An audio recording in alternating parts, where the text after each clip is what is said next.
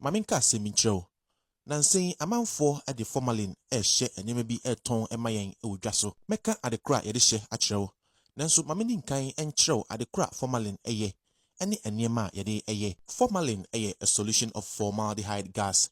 Na eye a highly toxic chemical a was strong preservative and afi disinfectant properties. Inti yede formalin ade ema no che wa bra ensei. Enema bi a yede ye ene se yede ye embalming. Chese so obi wu a yede hye no se ne be ya onsei. Inti mo amonkofo ewu pen no. Ukọ mochri ho no. Mochri man no agiska se okoto formalin.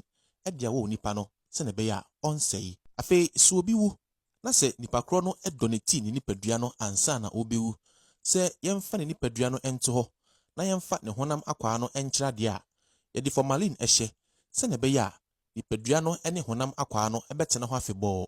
Ni yede akyere amanfo ade e school mu. Yede formalin eye plastics, paint, fertilizers, textiles and afi cosmetics. Formalin a meka ho asemi eye highly toxic a eni kwan se ye home ekoye mu.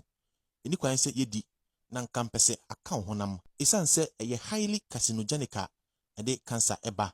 Enti eni kwan se yede fra aduane ema onipa dasani edi.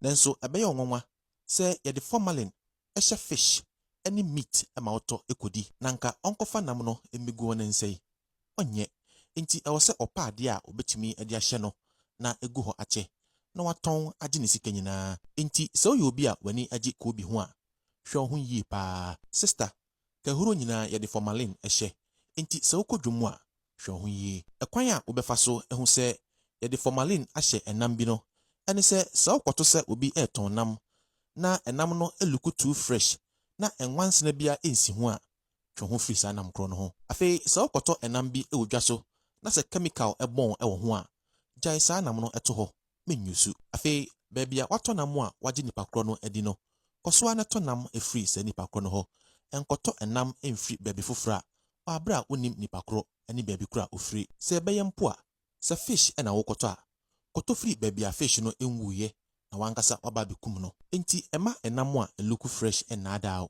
na bia na enubone ewo ho so onya gi video ho a momodia ne follow yen afi share video no na ofofro nso ensa enkabi ye from Israel Mensah Golta na hey good living Ghana.